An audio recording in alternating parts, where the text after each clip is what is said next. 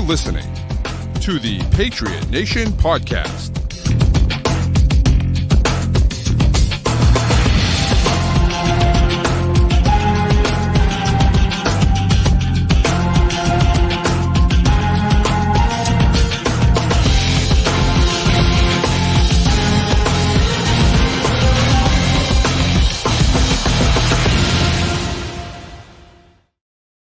All right, welcome into another edition of the Patriot Nation Podcast. As always, it's your guy Pat Lane here with my man Matt St. Jean, and it's been one heck of a week for the for Boston sports fans. Tom Brady gets inducted last night.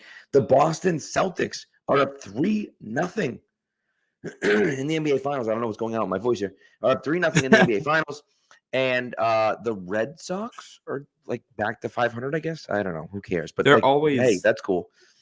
They always go one game below 500 and then win the next game, as far as I can tell. I'm following from Twitter. I haven't tuned into a game since like April. Here's the best part. They just lost a series to the worst team in baseball. Like by far the worst team in baseball. A team that had lost 19 straight games. I don't even know. Some outrageous amount of games they had lost in a row. The Red Sox lost 2 straight to that team. And then they proceeded by beating the best team in the NL.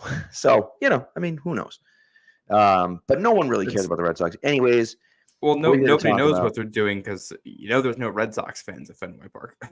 That's a great point. I love they how. They are all at TD Garden and Gillette Stadium last. And that's the best part of it, right, is that there was that tweet. And I don't know, if you guys saw that tweet that on Wednesday night, that was like Boston's the best sports town in America because they've sold out 2 arenas and there's 0 games being played in those arenas. And Michael Hurley quote tweeted and was like, yeah, but the Red Sox had a home game and no one was there and nobody cared. I thought that was hysterical. So it turns out your owner coming out after being criticized for 2 full years now, minimum, for not spending enough money, saying, everybody's got the same chance. Who cares? Does not drive people to the ballpark. That just, I can't even. I don't want to get into that schmuck. But hey, we're here. It's a great time. The Celtics almost blew it last night. Almost blew it, but they didn't blow it. And that to me, that kind of, they were just lacking that. I feel like the last few years. I know Luka fouled out and whatever, but like they were lacking that. Like this was a complete meltdown in the fourth quarter. They were up 21. All of a sudden, they're up 1. And you're like, oh, my God, they're going to lose this game. Like, all the momentum's gone the other way. They're going to lose. They're on the road. Tough environment. Like, who knows what's going to happen? And then they end up pulling out the victory. And I was impressed by that. And to me, it was almost more impressive than going up 21 was the fact that they were able to stop that slide. And, part of that was Tatum, and a lot of that was Jaylen Brown. Tatum had a very nice dunk in mixed in there as well. But, look, this is what they've done all year long, and this is who they've become. And I think that, whether it's the Jays figuring it out finally, whether it's Drew Holiday adds another element there, whether it's, whatever it might be, whether it's Joe Mazzulla, I don't know. But they've figured it out, and they're 1 win away from a championship. No one's ever come down from 3-0 to win. So I think we can safely kind of eliminate Dallas. And I just feel like unless the refs literally hand the game to Dallas tomorrow night, I don't see how they win game 4. One thing I appreciate about how this team has grown is the way they stay steady when things get tough. Because in past years, when the other team starts making a run, you're going to get really bad decisions with the ball and awful things happening. And, for the most part, even when things weren't working, they kind of stuck to their game. And they've done that all postseason. I think it speaks to the buy-in that you've gotten with the coach, too, because it's a whole lot of, hey, like we're not necessarily trying to win each and every possession. We're trying to win games. And within games, like we're going to have runs and they are going to have runs. And you just have to stick to what you're doing because we believe that over the course of not 5 minutes, not 10 minutes, not 12 minutes, not 24 minutes, but 48 minutes, it's going to make us the better team. And time again, it has all postseason. So it's crazy that they're 15-2 in the playoffs and Kristaps Porzingis is out. Like, he's played 6 games. This team is. I think this team can play better than they have, and we're looking at possibly 16-2 in the playoffs. That is unbelievable performance. And I will say, it's scary to see the other team come back. We've never once talked about on this podcast the fact that the Rams came back from down 17-3 in Super Bowl 36. We've never talked about how the Panthers came back from down whatever it was in Super Bowl 38 to take the lead in the fourth quarter. We've never talked about, the Eagles didn't really make that. They did not, no. The end. But, we've never talked about how bad the third quarter was in Super Bowl 49. It doesn't – how you get there doesn't necessarily matter. Dallas is a good team. They're on the ropes. They're at home. Of course they're going to make a run at some point. You held up. That's all that matters. So, one day, hopefully you finish it out in Game 4 Friday night and that bring that trophy home to Boston, keep the duck boats. That's right, baby. So, and listen, I think your point is kind of well made, and I think it does segue nicely into where we are right now, right? With Tom Brady being inducted into the Patriots Hall of Fame, and you take a look at those teams and the coach. Not that Joe Mazzulla is Bill Belichick, let's pump the brakes, but you take a look at the coach and the players that were there and how they always kind of stayed even keel. And everyone talked about Brady and how he brought that passion and desire and work ethic with him everywhere. And they just played their game nonstop over and over again. And that's one of the things that made him the greatest of all time. A litany of things, but certainly one of the things that was his ability to perform in the clutch, no matter what's happened before, no matter how many times it's happened. That Saints game is a great example. With the Kenbro Tompkins catch in 2013, they had tried twice in the last few minutes of that game to get the lead back and failed twice. Brady had thrown an interception on one of those drives, and we're thinking the game's over, and they get the ball back because of their defense and, drive down the field and score a touchdown. And it's those are the types of things where, yeah, sure, we're back against the wall. We can't do it hasn't been done before. And, maybe we're not able to do it. But they figure it out somehow. 2009 against the Bills, where they scored 2 touchdowns. 2013 against the Browns, where they have to recover an onside kick, right? Shout out Kyle Arrington. Yep. So it's all those different things that that happened that went into it that made Brady who he was, and of course made Belichick who he was as well, and made the Patriots such a winning team for 20 some odd years, and we're seeing that with the Celtics now, which is really cool. And that's this year, so who knows if that continues, but that's how you build a dynasty with guys like that. And if they can continue to play this way and continue to be as even-keeled as they are and as talented as they are, there's no stopping them in the next few years of winning multiple championships or at least getting to multiple finals. Yeah, I mean, if they're healthy next year, the expectation is at least that you make the finals. Obviously, when you get to the finals, anything can happen. Right. But, they're constructed as a great team. And you talk about the group that we saw out there last night is last year's team, but without Brogdon, without Smart, without Rob Williams, plus Drew Holiday. Yeah. A lot of this is internal development. Derek White taking a step up, Tatum improving so much as an all-around player, the way he sets up everybody else on this team. Jaylen Brown making his handle better, becoming a more confident player, playing really well at both ends of the floor. Peyton Pritchard, Sam Hauser, Xavier Tillman. Sam Hauser playing defense. Sam Hauser's shooting was great last night, but playing defense? What are we talking about? At an incredibly high level. And in some ways, it's to bring it back to the Patriots. It's all right, you don't have Tom Brady's first Super Bowl ring without, Antoine Harris making big plays in big games, and J.R. Redmond, and I'm trying to think of some of the other names that were involved. Not a lot of guys caught touchdowns in that playoff run, but during the season, Terry Glenn gave them stuff during the regular season. Jermaine Wiggins. Yeah. And it's as Brady said, it's a team thing. You can't do it without the team. And I think, Brady said a lot of the things that I think we have been saying when the Brady-Belichick debate comes up. It's a team thing. It's Brady and Belichick and all of the other people who helped make this what it was. That's why you had so many present and former players at that event. So it was incredible. I know I couldn't be there in person. How was it to actually be there and see it all? It was so incredible. It was so incredible. It was just an unbelievable night. One of the best nights I've ever had at Gillette Stadium. Just such a unique thing too.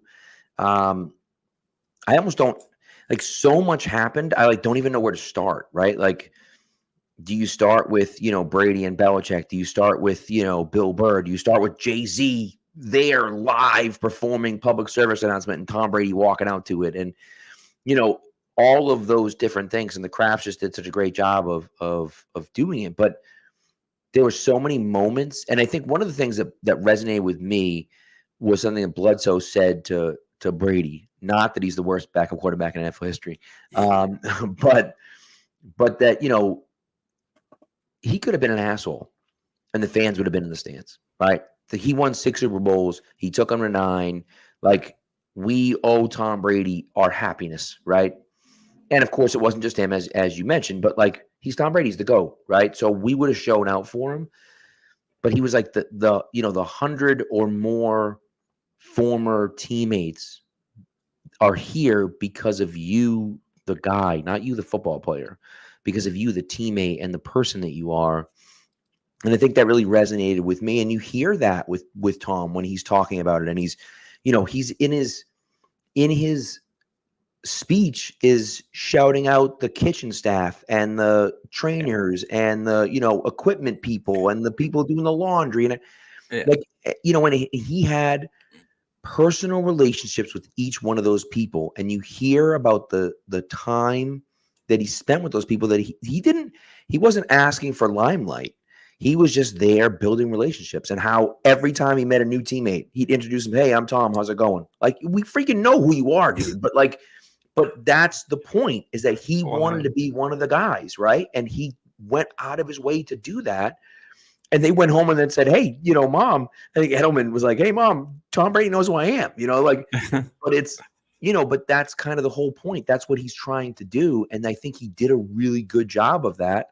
And it just shows through. And man, it was just, it was an incredible night. I think that was like one of the things that stood out when they all talk about Brady and they all talk about Belichick is the amount of accountability and respect that kind of went both ways for the whole team.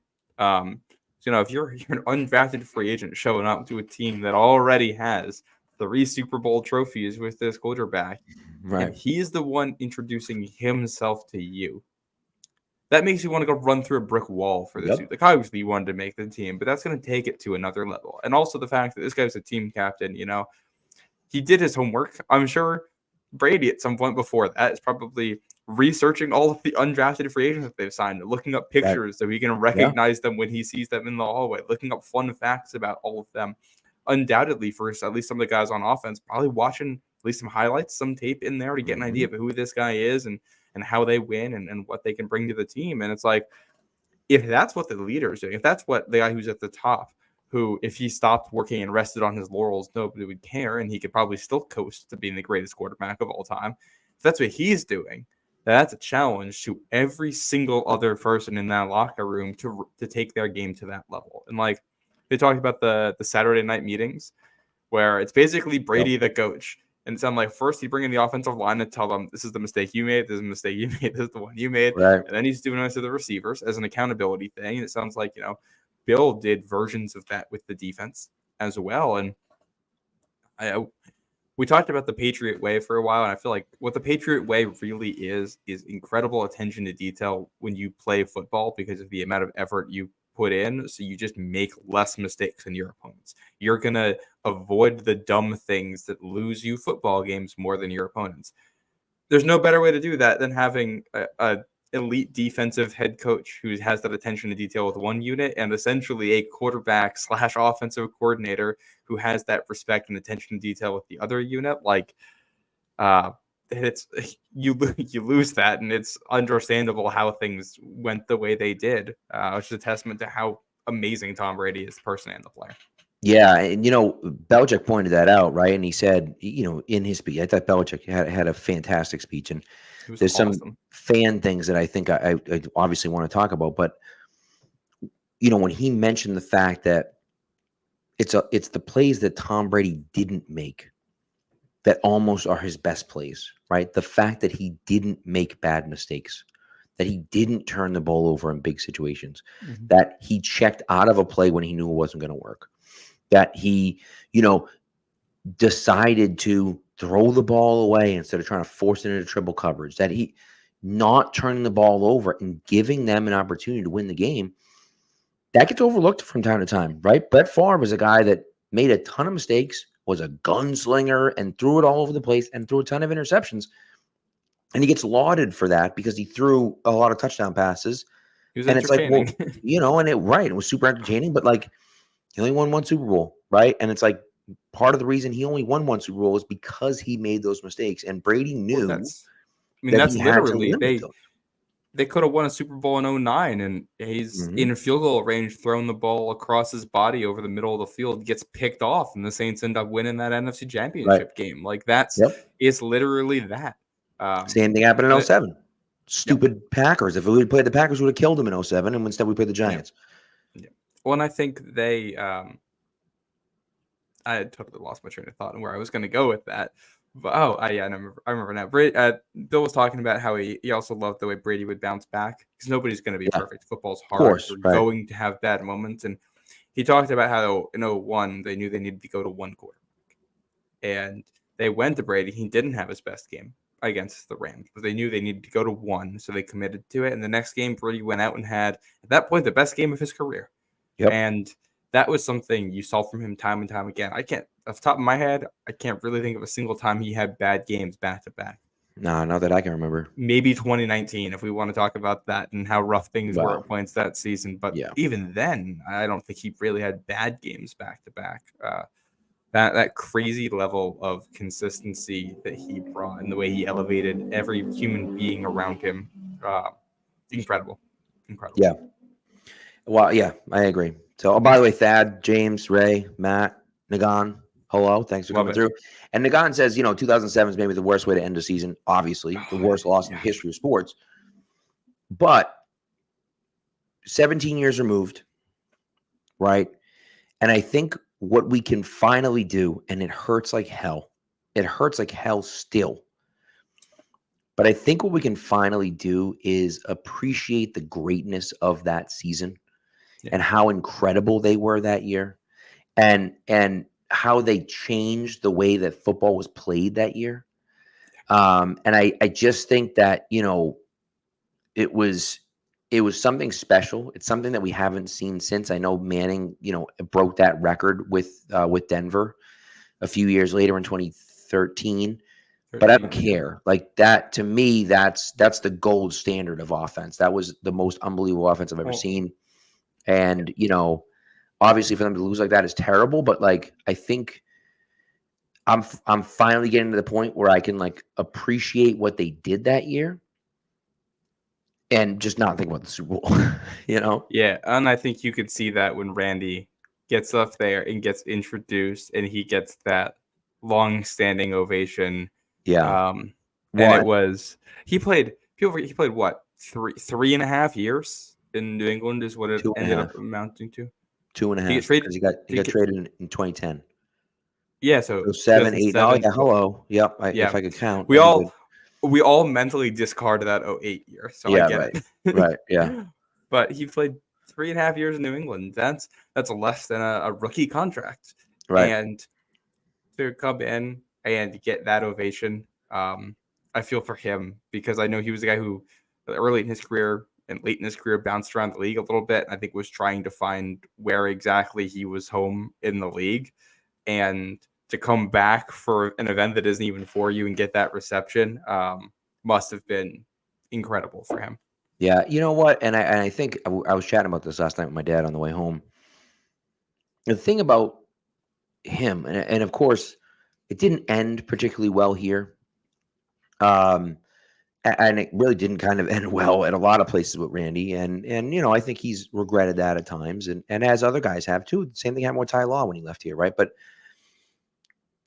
he's been back, but he's never been back in this type of scenario where it's like, hey, introducing Randy Moss to the crowd. Like, hasn't really been that type of scenario where we've been able to really, truly show our love and appreciation for him as a fan base.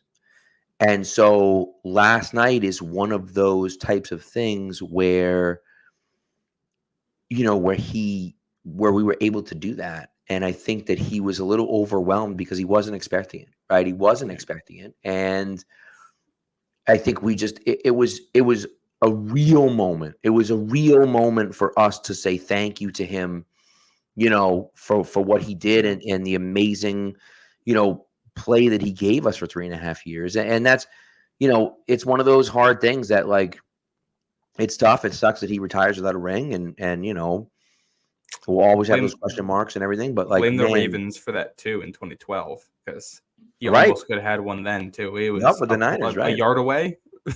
Yeah, and that's so. It's those types of things where you look at it and just say, man, like, there are so many interesting parallels and interesting ways that it goes. And I just think, to me, like, it's a really interesting, landmark, I think, for him, where it's like, man, he was just so good. He was so good. And the 23 touchdown season, I mean, it's just outrageous. And I can remember back to, because now you got to remember, now I was, 23 in 2007. So, like, I remember it. And I remember watching him, and we were talking about that first game against the Jets. And we hadn't really seen Randy, and he wasn't really great the last year in Oakland. And it was kind of like, ugh, I don't feel great about this guy. And I think the first pass that Brady threw to him in the year, he just threw a bomb. And Moss had started out on the right side, the right outside, and just ran all the way across the field. And just and that was it. And it just ran by everyone. And it looked like he was jogging the whole time. And he just ran by every single guy and caught the ball and walked into the end zone at the other pylon. And I was like, oh God, this is gonna be so much fun. And it was.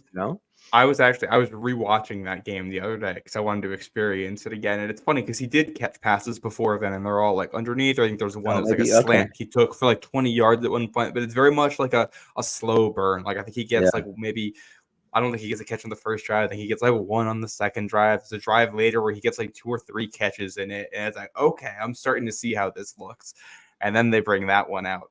And I think he had talked about how, like, he and Brady just kind of had like not a signal on it, but they kind of knew he was going to be open. It was just going to be like, if the defense is this, I'm going to go straight. If they do this, I'm just going to go all the way across the field. Defense give him that, he goes all the way across the field. And it was just like, there's no stopping it. And I think, that's amazing. But some of the later ones, like the touchdown he had against the Bengals, the one he had against Washington, a couple of jump ball ones were incredible. Obviously, the 23rd against the Giants is fantastic. The 2 Miami ones, just outrageous. The one where he caught it with his bicep. I mean, it's just, Well, and that 07 team is like, that last Sunday sucked. But the other 18 Sundays with a couple Saturdays and Mondays, I think, mixed in there. Yeah. Incredible. Pure spectacle. You didn't want to miss a minute of it. Like, I was in 4th grade at the time. So I'm a kid then. And it was funny for me because, like, I grew up watching the Pats win Super Bowls, but also the first Super Bowl that I can actually remember watching in any way is Super Bowl 39. Like, 38 and 36 are ones that I know I watched, but my memories of them are mostly, the DVDs and highlights and things like that. And in 07, that was the kind of, oh man, like, I'm finally old enough to start to appreciate what's actually going on out here. And it felt unstoppable the whole way. Obviously, unfortunately, it wasn't, but it really did feel that way. And that's those things. Obviously, the championships are fantastic, but as a fan, sometimes you got to stop and smell the roses a little bit along the way too. And that journey was fantastic. Yeah, it was, and that's And so as terrible as it was, hey, look, you look back and try to look back with a little bit of fondness if we can. Um, Yeah. and so, anyways, okay, so the Randy Moss moment was incredible, and it was kind of unscripted. We didn't know it was coming, and then it came, and it was awesome. The Bill Belichick moment was cathartic, and of course, that's the first time we've seen Belichick since, right? He had the press conference, obviously, and then he was in the roast. But to see him in that moment and to be able to say thank you, really, right? And that standing ovation lasted damn near 3 minutes.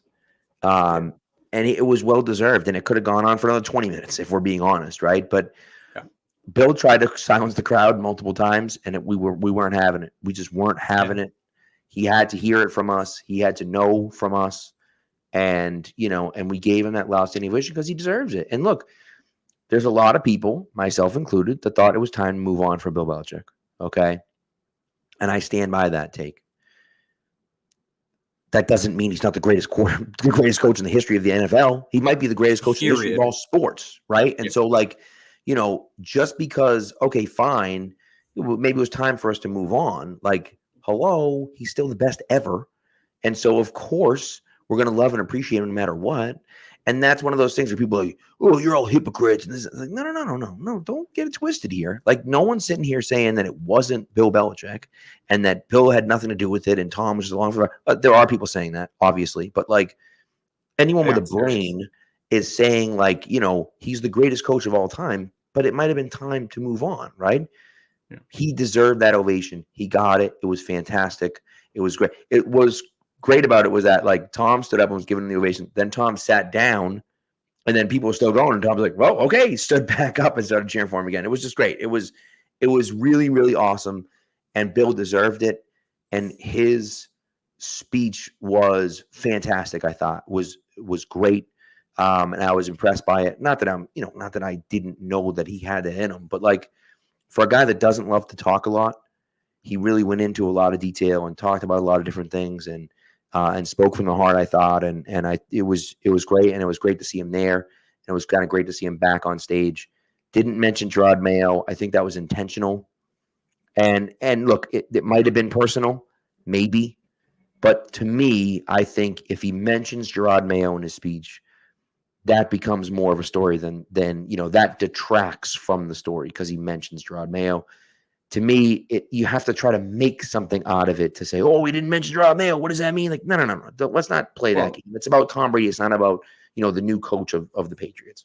When he's not talking about Kraft. He's not talking about Mayo, but that's also, it's a night of celebration. This isn't the time to nitpick that stuff. If things come up later that are relevant, yeah, we can circle back to this, but it's not worth talking about. I thought his speech was fantastic. I loved hearing the stories.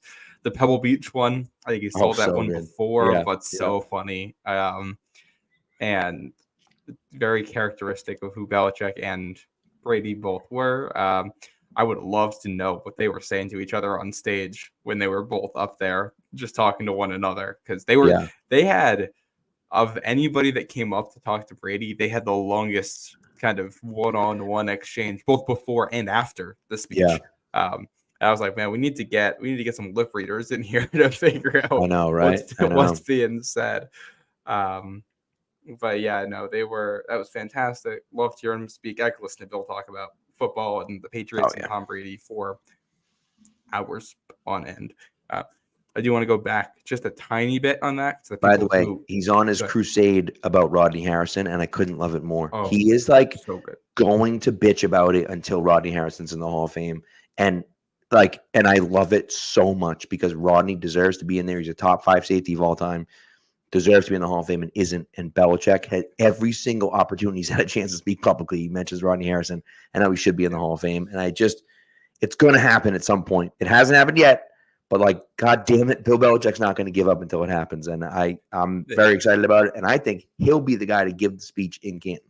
That's what I think. Because, he's banging the drum. They need to put Bill on, like, whoever it is that votes for people going to the Hall of Fame.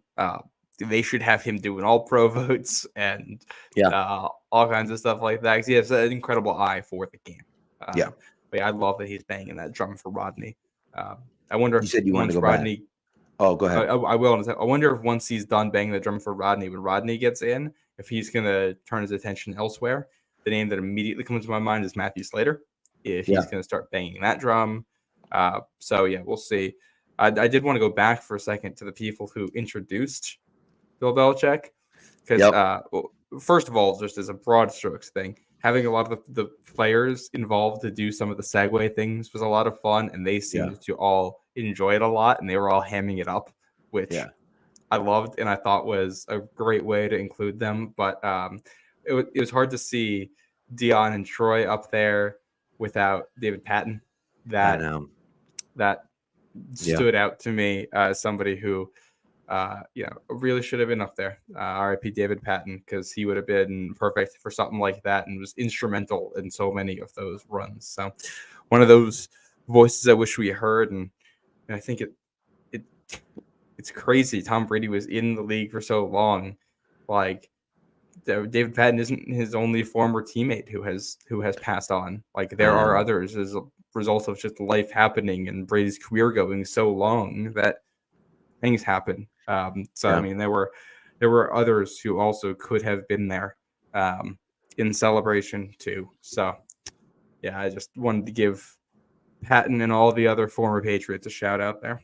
Yeah, no, it's a great call, and that's of course, right? And Terry Glenn is one of those who's passed on since. And so it's crazy to think about, and of course, Patton obviously played with Brady a lot longer than Terry Glenn did. But, it's it's sad to see. And it's, it's nice to kind of have those memories. And you're right, like to not have him up there was, something that as you're sitting there and I'll tell you, it was almost as cool for me sitting next to my dad, and we're like, "Ooh, there's James Devlin. Oh, there's LeGarrette Blount. Oh, there's Stephon Gilmore. Oh, there's Matthew Judon. Oh, there's this guy." It was cool to see all those guys back, right? And that was a really fun part of it. I thought a ton of guys, like I think it was reported that over 100 guys were there. Was David Givens there? I don't believe that he was. I don't believe he was.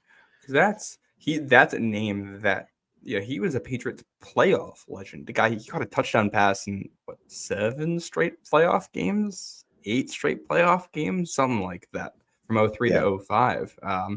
Totally, just faded into obscurity after that. I don't know what he's up to. I don't know if he was there. He's another guy I would have loved to see. In an ideal world, that group of receivers who's up there introducing Bill at the end is going to include Troy, Dion, David Patton, David Givens, throw Bethel Johnson in there too for some of his contributions to the team. But they were doing the, what do you call it? They were only doing 2 players at the time anyway. Yeah. No, it was cool. And I just thought it was extremely well done with all those guys there. And I thought it was really cool. And of course, they retired Brady's number, which obviously they announced they're commissioning a statue, which I think is great. And I had said that was going to happen as well. I think everyone kind of predicted that was going to happen. 12-foot statue, of course, 12, right? But it's pretty cool that it's going to be, out there in the plaza. For everyone to kind of see. I wouldn't be surprised if at some point in the future there's a Bill Belichick statue somewhere near that as well, similar to where it is in Green Bay, where they have Lombardi and they also have I think they have Curly Lambeau. Maybe I'm wrong about that. They have another guy as well. Maybe it's Hornick. I don't remember who the other guy, the other statue is. Yeah, they need a Belichick statue to go next to that Brady one. And I wish that was something they could have announced last night, honestly, but I do get why they're not going to. Not yet. You're going to wait until he's officially retired, until he's done coaching, and then you can do that.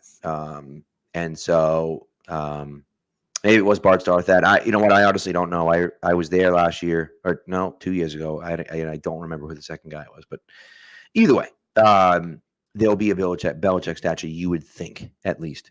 The other guy I wanted to give a shout out to was Peyton Manning. Peyton Manning got a standing ovation when he came out. And he's such a professional, right? He's a guy that he just is so gregarious. It's hard not to like Peyton Manning. Like, of course, we didn't like him when we were playing against him, and people will still bring up the HGH stuff and all those other things and whatnot. But like, it's hard not to like him. He comes across a very likable guy, and the thought that I had sitting in the stands, and it's funny, I didn't tweet it out, and I think Alex Barth, tweeted it out last night or this morning. I'm sorry. Was they remind, and my dad had said this as well, so I'll give him credit because I know he's watching too. That reminds you a lot of Magic and Bird, how they were rivals and they were both at the top of their game, and they played against each other and their teams didn't like each other, but they were friends off the field. And I think that they were that way pretty much their whole career.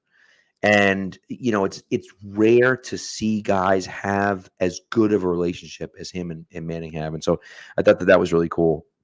Him coming out and and talking the way he did for quite a while with Tom.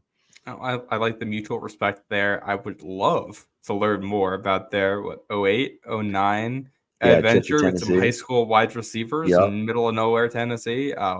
We need a follow-up story on where these receivers are now. Some journalists, please dig into this, get their names, find out what happened to them. We get the full story. Now that we're far enough removed that I think we can get details on that one. But yeah, I'd love that he came for it and was a good sport about the whole thing. Nobody would blame Peyton Manning for saying, I'm never going to Gillette Stadium ever again. Yeah, that'd be completely fine. And just to show up, I think there's a ton of respect to him. And I love all the former players who were giving Tom the shout out.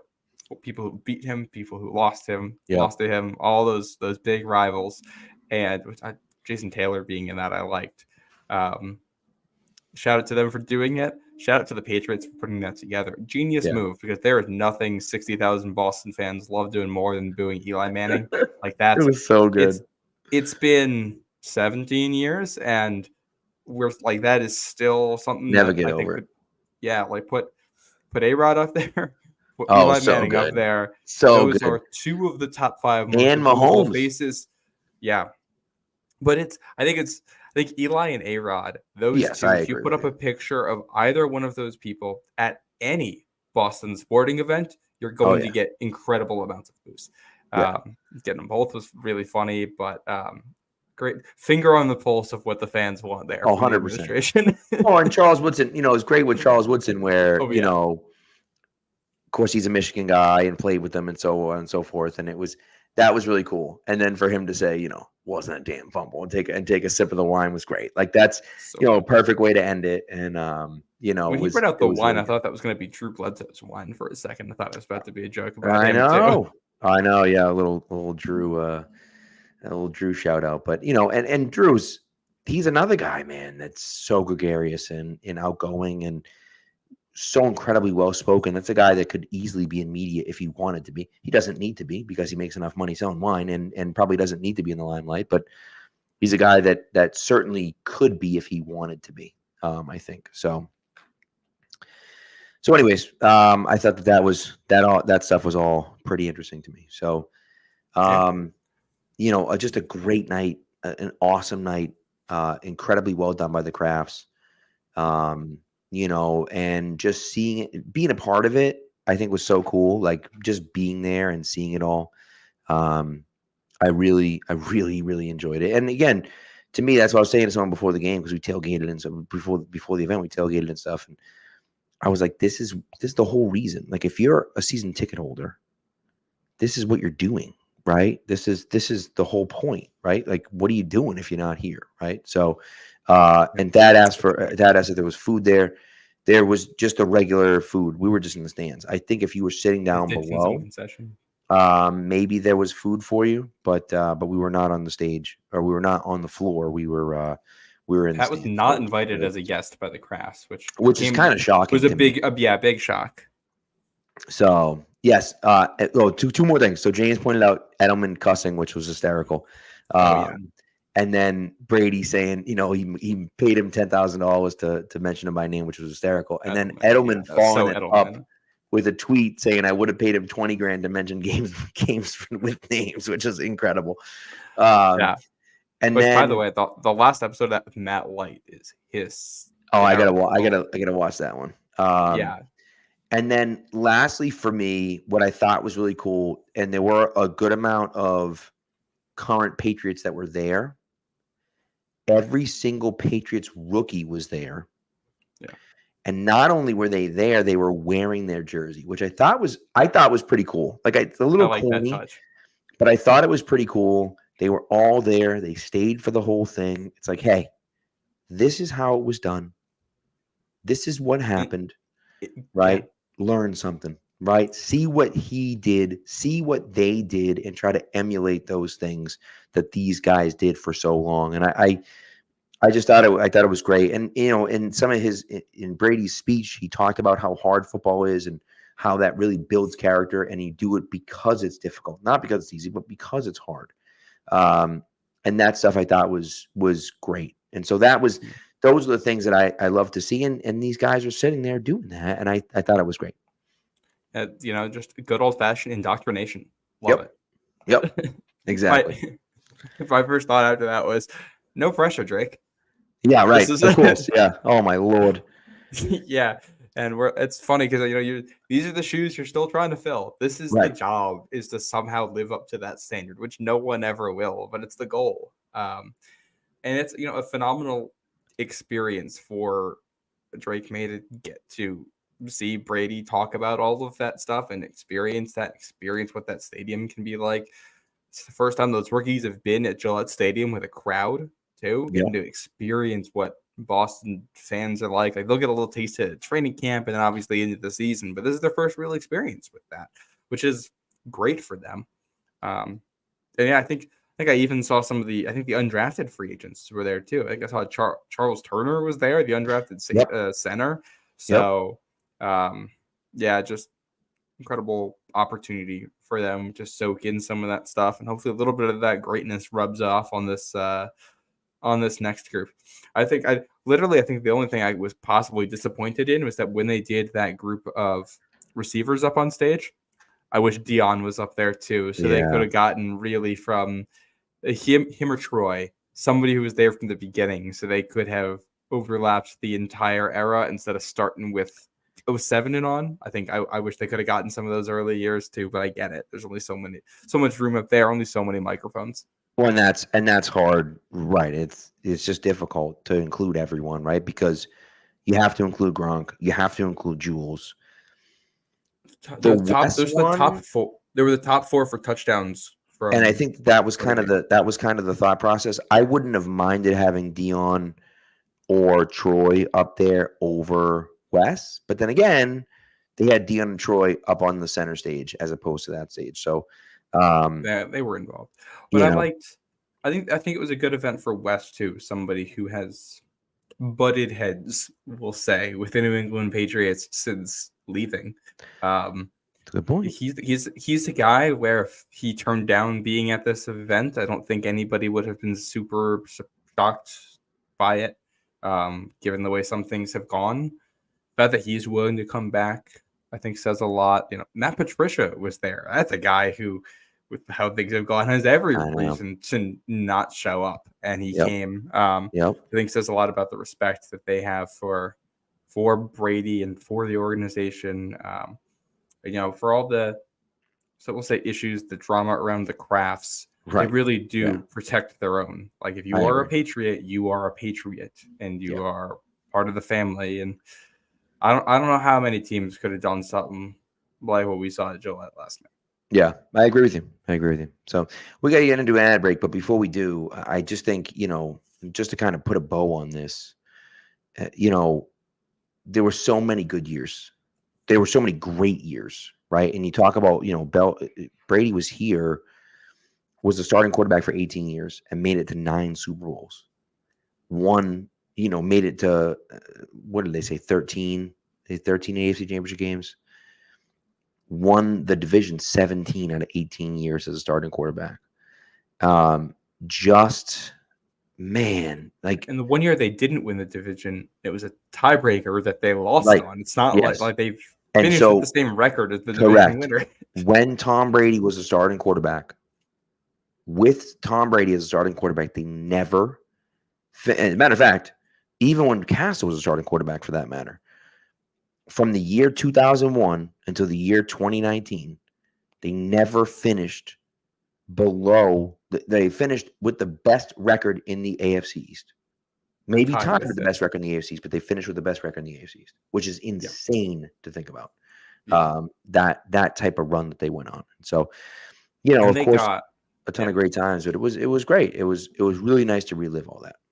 and I'm hoping in some ways that game is a nice pass the torch moment to the next iteration. I think in some ways we felt like the Brady return game against the Bucs might be that moment. It wasn't. So Yeah. maybe this is a nice ceremonial passing off. Yeah, you never know. You never know. So Yeah. Want me to read my ad here? yeah, let's do your ad and then we'll get into some minicamp stuff. Yeah. The NBA Finals might be almost over, but you still have a chance to go see the Celtics possibly win a championship, hopefully win a championship. And Game Time makes getting NBA Finals tickets even faster and easier. Prices on the Game Time app actually go down the closer it gets to tip-off. With killer last-minute deals, all-in prices, views from your seat, and their lowest price guarantee, Game Time takes the guesswork out of buying NBA tickets. You can even use seat views to get a panoramic view from your seat in the app before you buy. Take the guesswork out of buying NBA Finals tickets with Game Time. Download the Game Time app, create an account, and use code CLNS for $20 off your first purchase. Terms apply. Again, create an account and redeem code CLNS for $20 off your first purchase. Download Game Time today. Last minute tickets, lowest price, guaranteed. You're in the Dallas area, traveling to the Dallas area, and you want to try to catch the Celtics, hopefully finishing off this title Friday night, use Game Time. There you go. Love it. Now let's get into some minicamp stuff. And here's the thing we talked about this Brady stuff, right? And of course, how Brady was a great leader and how he was unafraid to call guys out for making mistakes. And you're starting to see a little bit of that with Drake May. Not yelling at guys, not belittling guys, but KJ Osborne tells a story, and I feel like we've talked about this on here before, but KJ Osborne tells a story about how in a route that he ran with Jacoby Brissett at quarterback, May came over to him and said, hey, I think you really could have run this run a little bit better. It was fine, but you could have run a little bit better. And they had already talked about it. And so he was like, hey, I appreciate you coming and talking to me about that. Those are the types of things that you don't see, right? That oftentimes you don't hear that leaders and winners do, right? And I think that that's one of those things where it gives you a little bit of an excitement for what you see from Drake May. And of course, we've seen his ability on the field, and we've seen a little bit of what he can do. And I think, and as we start, and we'll get into it, of course, but the mentality that he has off the field and the way that he interacts with his teammates, I think that makes a huge difference. And, again, I think that, that Mac Jones had that to a certain extent. Obviously not enough of it, right? And so we'll see if Drake May has enough of it and can put the work and the time in. And I think his ability, of course, is significantly higher than Mac Jones' ability was. Whether he ever realizes that ceiling or not is a question, but then that comes down to it. And look, Tom Brady said last night, he was like, look, I was incredibly lucky. I walked into a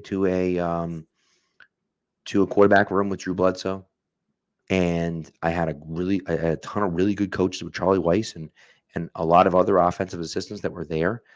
They were great coaches, and I got to learn and get developed by those guys. And he said, guys will ask me, who do you think is the best young quarterback going to be? And he said, I don't know. Tell me where they're going and who's developing them. And that, to me, you say, okay, I feel a lot better. I feel a lot better about where the Patriots are right now than where they were 3 years ago when they drafted Mac Jones, right? They have a good veteran quarterback that is okay being a backup if he has to be, but I think is a good leader and a good guy to follow. And Jacoby Brissett, Professional. professional guy. Mm-hmm.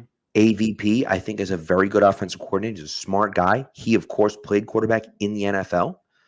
And TC McCartney, from everything I've heard, seems to be a solid quarterbacks coach as well. So, of course, the jury's out on him still. I mean, who knows? But You got Ben McAdoo in and that they have group McAdoo as well. We're talking And Patriots. those are the things where I feel like they're set up for him to learn and develop and understand what's going on. And they're not rushing him into a situation where he has to play.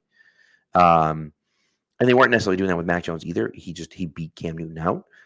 But to have a guy like Brissett in his corner where if he beats out Brissett's not getting cut. He's staying on the team as a backup. And I think that that's really important. And so those words by Brady kind of resonated with me last night where I said, you know what? I feel a lot more comfortable with the situation that Drake May's in right now than Mac Jones was a few years ago. When you talk about comfortable in the situation, from an X's and O's perspective, a lot of that is having receivers that can make plays for you. Mm-hmm. And you look at minicamp, the last play of minicamp is Jalen Polk with 1 second left on a 2-minute drive, catching a leaping, diving touchdown, the back pylon from Drake May, which is what we've been looking for. And I think Polk has been a little bit slow to come on at points in this. He's not like he's not a guy who's going to wow you before the pads come on, I don't think anyway. But it sounds like he has been a monster in the red zone. Yep. And I was listening to, I believe it was Bucky Brooks and Daniel Jeremiah, their podcast. I think that's who it is. And they were doing an exercise this week talking about the most consistent players at each position of all time. Yeah. So we're talking about guys with like 8 consecutive 1,000-yard seasons as receivers, 8 consecutive 80 reception seasons as receivers, things like that. Right. And the one common trait with all the guys, that was what we're talking about. It's not speed, it's not quickness, it's not height, it's hands. They all had excellent hands. A guy who right now has the opportunity to tie Jerry Rice for most consecutive 1,000-yard seasons, Mike Evans. Yep. He's not the fastest, though. He's fast. He's not the quickest. He's just a good route runner. He gets open and catches the ball, especially that big frame, which helps him. And I then translate that to a guy like Jalen Polk. I think he's a guy who's a good enough athlete to play wide receiver at a high level in the NFL. Still needs work on his route running. Still needs detail work all over his game, I think, which you would expect. But he catches the ball. And I think when you talk about a young receiver, the only way to get better is to be on the field to develop and learn and grow. Right. And one way to make sure you are actually on the field to get those reps is if you catch it when they throw you the ball. Like if you're not open, but you still do make plays, that means they're going to keep putting you out there, which gives you more opportunities to work on your game, more reps with the starters in practice to fine-tune everything and then maximize that opportunity. And the fact that Polk is already, we're not hearing about him creating crazy amounts of separation, but they're in the red zone and he's catching touchdowns in minicamp. And it's like, all right, that is how you earn the trust of a young quarterback and put yourself in position to be developed. And I love to hear that. Absolutely. And it seems as though him and May are inseparable, right? They were sitting together for the majority of the night last night. And that's what you need, right? That's what you need to do, right? Cooper Kupp and Matthew Stafford would have breakfast every morning, right? Before Cooper Kupp's huge year. And so I think that those are kind of those interesting things where you look at it and say like, hey, this is kind of where we're at. Right. And, we'll see where Polk goes and how good he can be. But I do think I totally agree with you that having that reliability of just catching the damn ball when you're out there. Another guy that has really flashed in this minicamp was Kayshon Boutte. And I think May had thrown like 4 straight touchdown passes to Boutte or whatever. Well, last year he got his opportunity in week 1 because of a few injuries and multiple times couldn't get his feet down or didn't run quite the right route and kind of just wasn't able to complete the plays that he needed to make.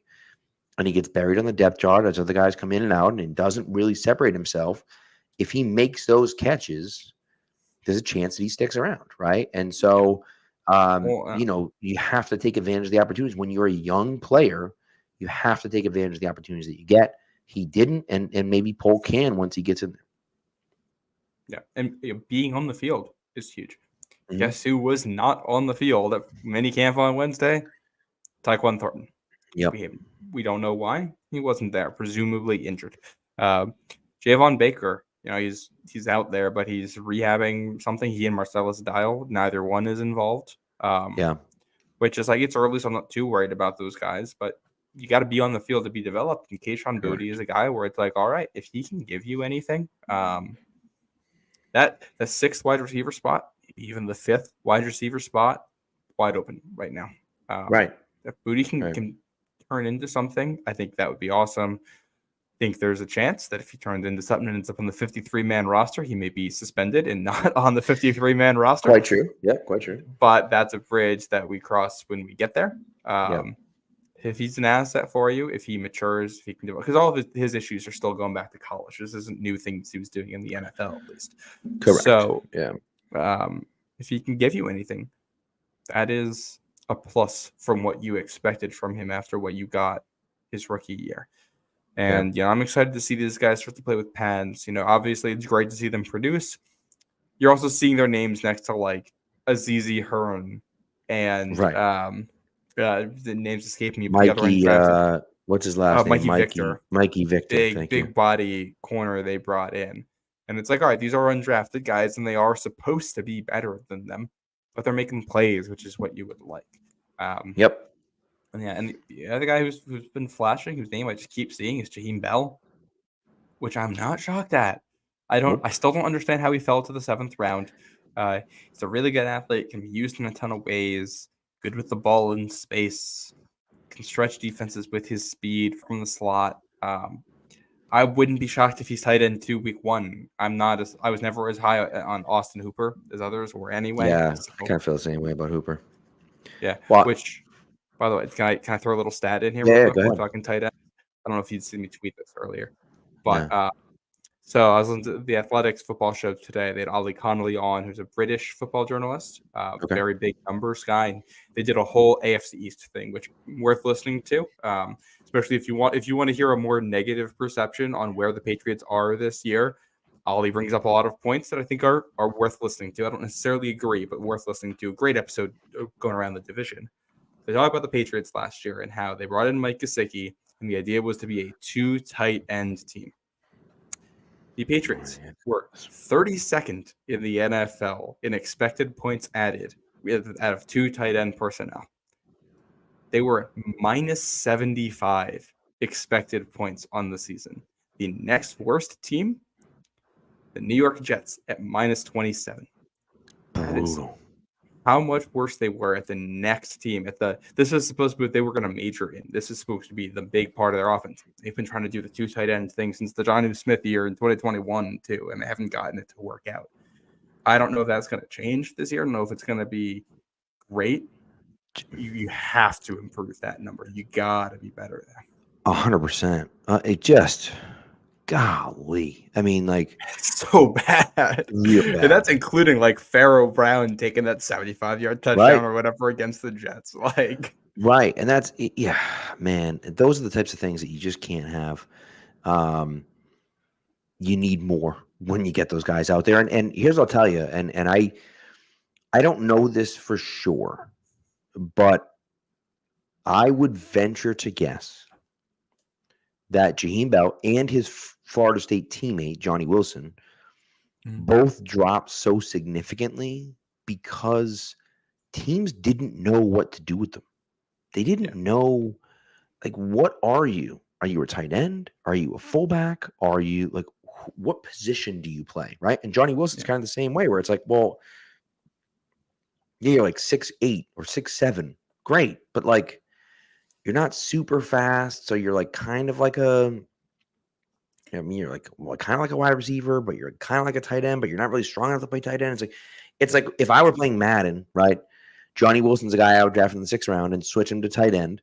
And then I would dominate in the seams because he's just faster than all the linebackers that try to cover him, right? And so, but that's not how it works in the NFL, right? And I think the thing with Johnny Wilson too is that despite his big frame, he doesn't have like great hands either. You're so right about he's that, totally like this unicorn of a player. Yeah, right. And Wilson may never pan out, and Jaheim Bell might not pan out either. But I think that the reason they dropped is because teams looked at them like, what do we do with this guy? Right. And I think that more than anything is why they ended up where they were. And look, it benefits the Patriots because they were able to get him, late in the draft in the 7th round, and and we'll see what happens. I mean, it doesn't guarantee he's gonna be a great player or anything like that. They're not wearing pads yet. But just the fact that he's out there making plays right now is a good sign for the Patriots. Well, like Bell is a guy who didn't really use properly at South Carolina. Like I don't think he's been really used properly since maybe his sophomore year. I don't think South Carolina knew how to use him, which is why he transferred. And ended up at a Florida State team that was more defense than offense, and I don't think was super well coached. It's weird because they were a dominant team and didn't lose a game in the regular season. Right. But also, like you watch like the techniques. Like I think they were just better athletes than most of the teams they played, and they just kind of relied on that for a lot of the year, and especially on defense, where they could just mow teams down. Yeah. And you had a lot of mouths to feed on offense. Keon Coleman, Johnny Wilson, Jaheim Bell, plus other guys, in the queue there, and you have 2 unicorns there who are like difficult to figure out what to do with. In some ways, you kind of wish Jaheim Bell would be playing the role that like Johnny Wilson's playing a little bit at points, and the negative side, you can look at him and say, well, he's a tight end / fullback that can't block, right?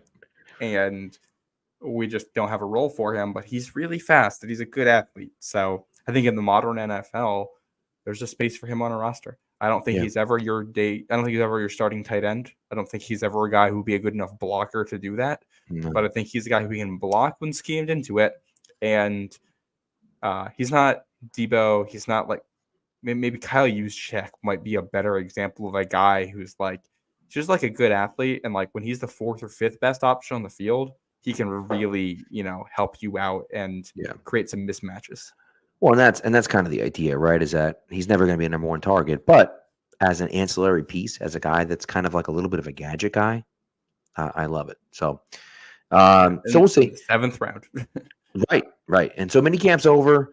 They don't have anything going on until training camp.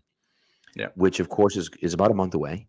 They haven't officially announced the dates yet, so we don't know exactly when they're going to be. But usually it's usually around the 20th or 21st or 22nd, somewhere around there of July. And so we'll see. I think it's probably be that week. So I think the 21st is a Sunday. So usually they start on like a Wednesday or a Thursday. So I would think, what's that? Second, third, fourth, like July 24th, 23rd, 24th, somewhere around there. Depending on how it is, like they do start on Monday and they do 2 unpadded practices and get to the real ones Wednesday. We'll see. I can't wait to see the pads come on. I can't wait for preseason. I can't wait for the joint practices. They got 1 this year, just 1. Yeah. But I think it'll be telling, and that's where that we got what looks like a new look offensive line with Caden Wallace going to be on the right tackle and Michael Wenny at right guard. I'm guessing that's their best 5, and Caden Wallace at right tackle is a guy I do feel comfortable with as a starter. I don't think he'll be a high level starter right away, but I think he's better than what Vidarian Lowe gave you. I think he can be Connor McDermott level starter for you year 1, and if Okorafor can also be a Connor McDermott level starter for you at the other tackle spot, you can have the 25th best offensive line in the NFL, which is a step up from last year. That's very correct. That is very correct. And I think, City Somu's left guard, Cole Strange is out of a job, seems like. Seems like that's where we're headed.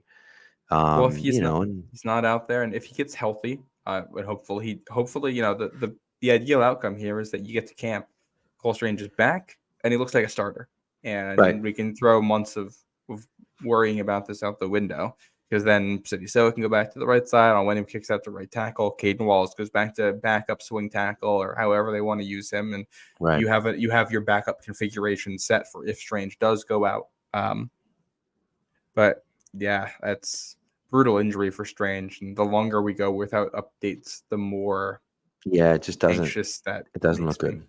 Doesn't look we're good. at like if he's starting the year on the PUP, Like if he's that's not coming back until week 7, then you're back up now. Like that's unless the line is absolutely awful and unplayable without him. He's just going to be a backup when he comes back, and he Kinda might not. like it.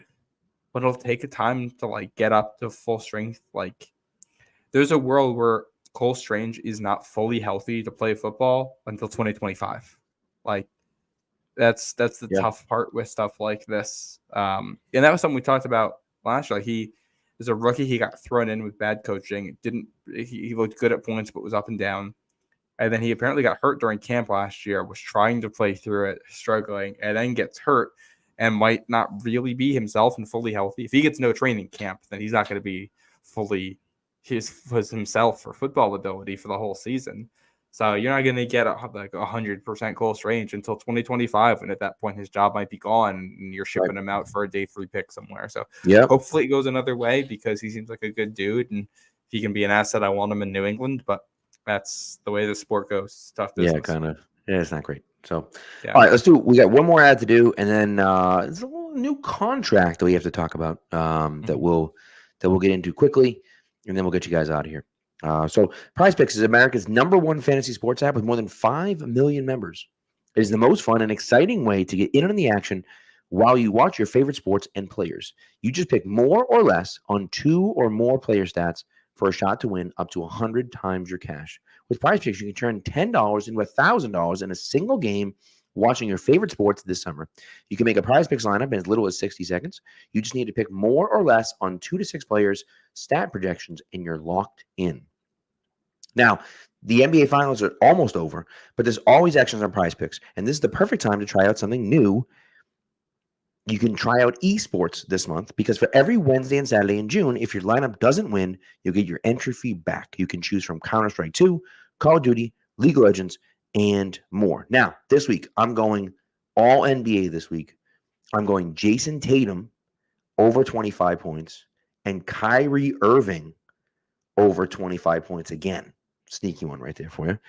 And then I'm going Caitlin Clark with more than 3.5 3-pointers made and Brianna Stewart for more than 23 points. So download the app today and use the code CLNS for a first deposit match up to $100.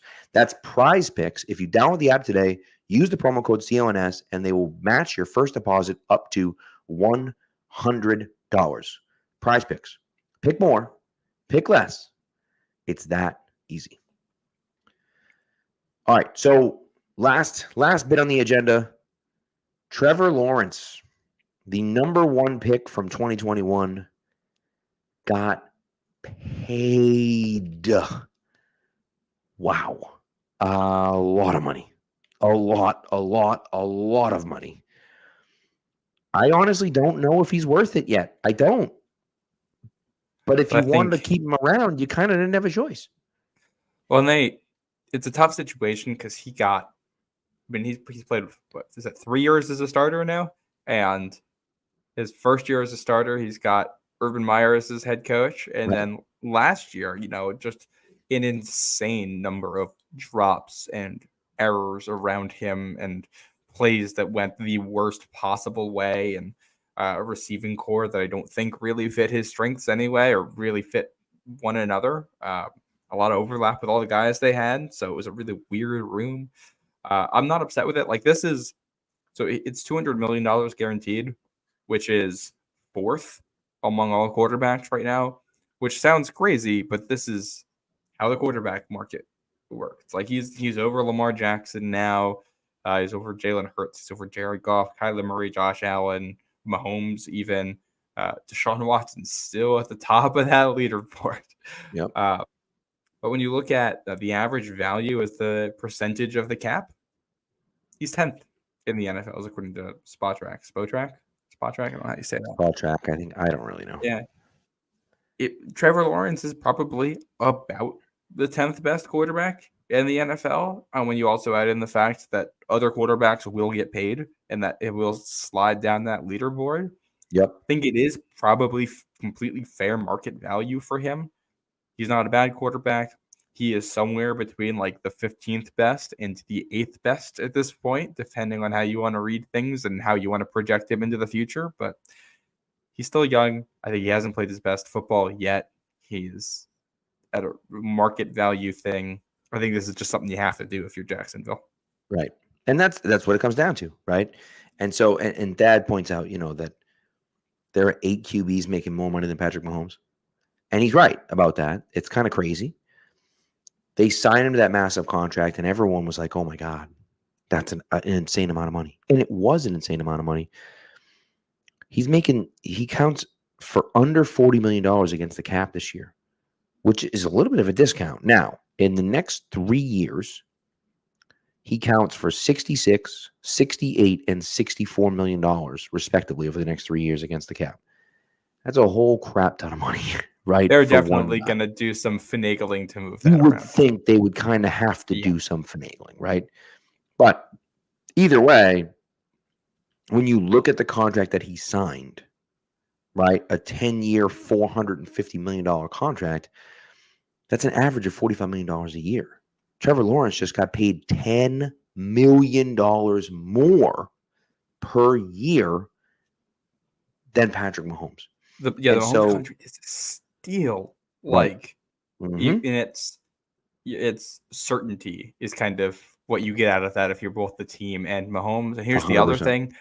I'm sure if we get 4 years from now and quarterbacks being paid $65 million a year, if he comes back and says, hey, buddies, can we adjust this a little bit? Can I get a little bit more?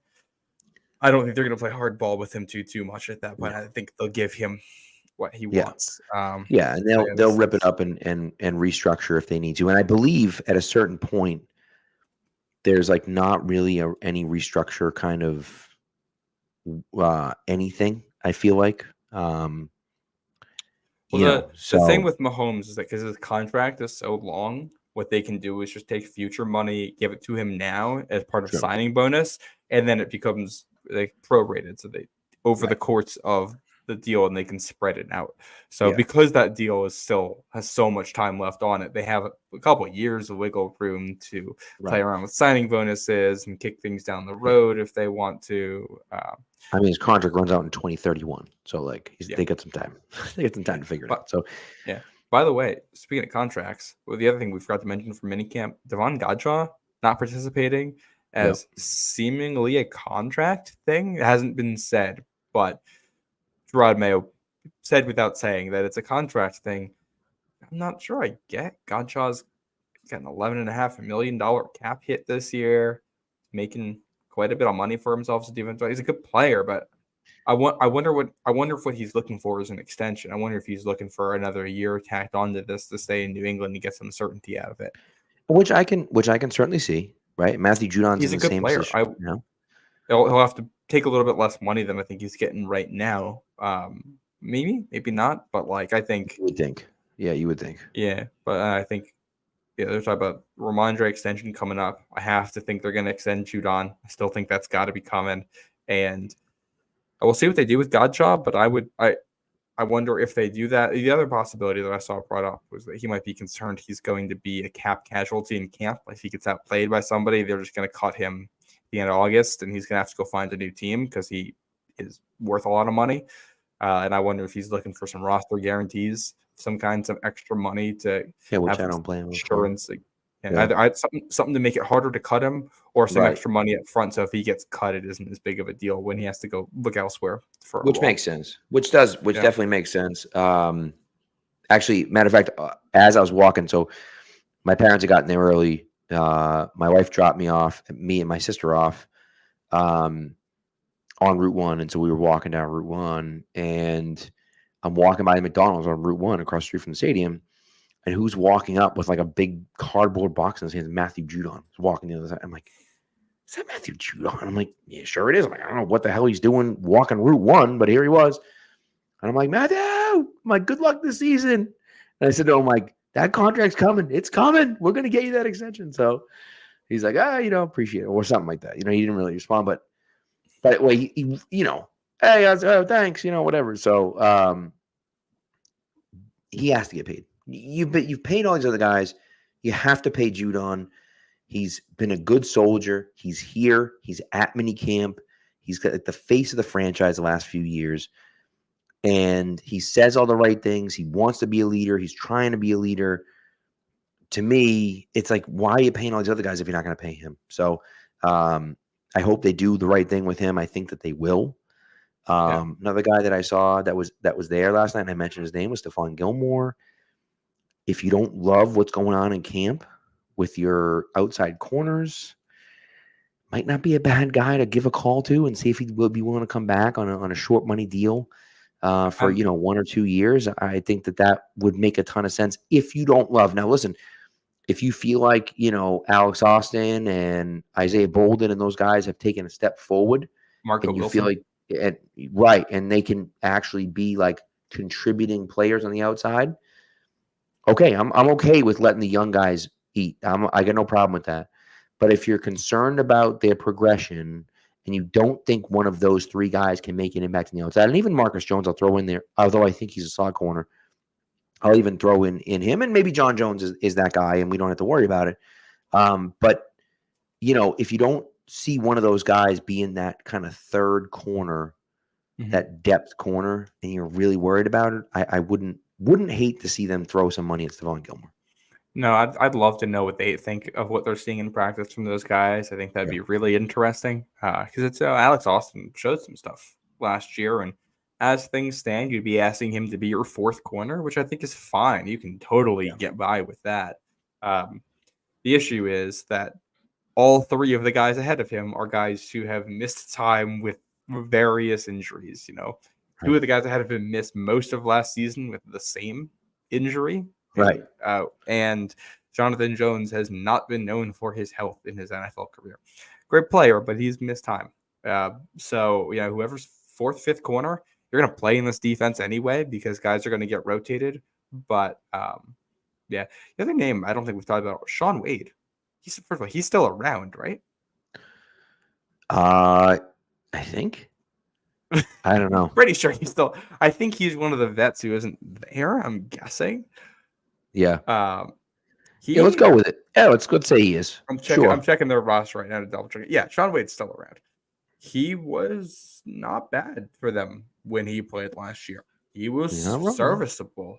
And all right, if it's Sean Wade and Alex Austin as your corners 4 and 5, and you like what you've seen from Marcus Jones, who isn't there right now, and you obviously Jonathan Jones is a starting caliber corner. All right, I think we got something going, and that's your top 5. And then can Marco Wilson challenge somebody and give you something?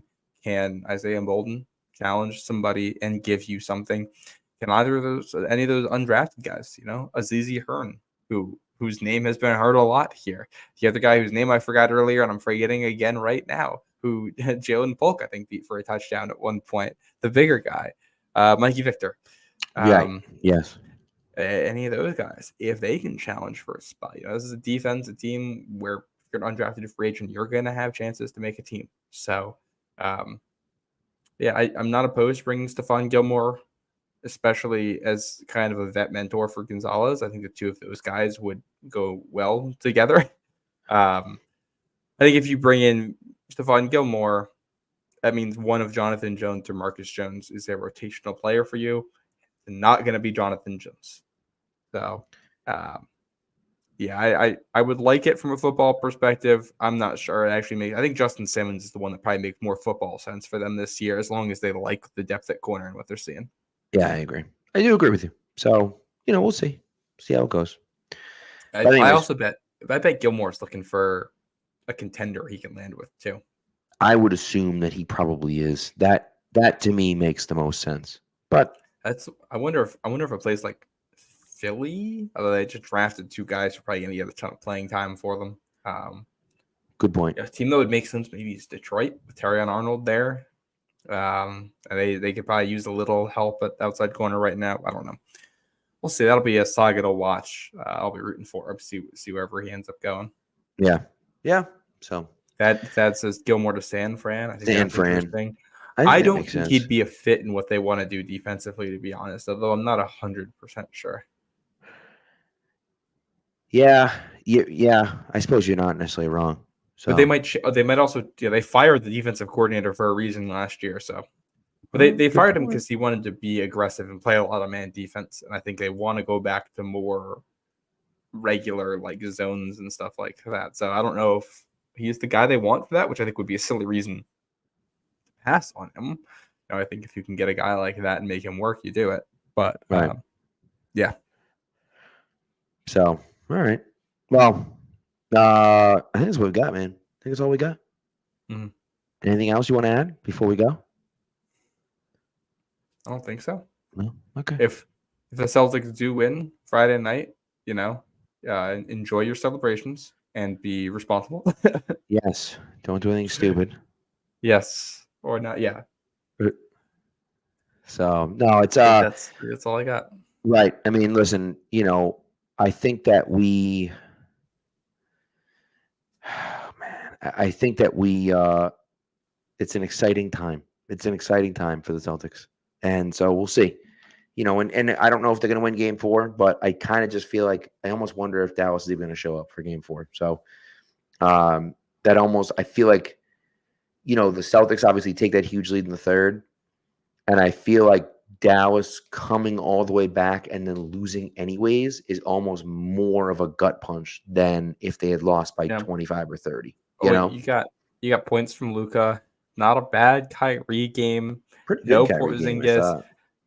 Tatum, who I think played pretty well, but still like not a hyper efficient scorer. So it's not Tatum can have a 50-point game. Like I wouldn't be surprised if it happens tomorrow night. Yeah, you didn't have to deal with that, and all of that, and you still can't get a win. Especially with Luka and him begging to be taken out of the game with fouls. Yeah. Just like one of the most deserved foul outs I think I've ever seen. I'm shocked he didn't get a technical in there too. Man, he just that guy. It's annoying because he doesn't have to be like this, but he chooses to be. So yep. I think you play your game if you're the Celtics, and if you should win. And if you don't, there's no reason to be nervous whatsoever because I don't have any faith that the Mavs can do enough to win for 2 games in a row. No, me neither. So if that does happen, if the Celtics do lose, the next game would be Monday night, correct? Yes. And so if that were the case, obviously we will not have a game on Monday. We'll not have a show on Monday. And then so we'll figure it out from there. I'm not 100% sure where we're going to go, but we'll let you guys know. We'll probably end up doing it on Tuesday maybe. Or another day. Who knows? But we'll give you some fun content of some kind next week. We'll let you guys know. Let's put it that way. Yeah. So then we'll go from there. So anyways, thank you for coming through as always, people. The chat was going strong. We appreciate you guys as always. And we'll see you guys hopefully on Monday night. Go Celtics, and hopefully they'll close it out Friday night. Take care, guys. Thanks for listening.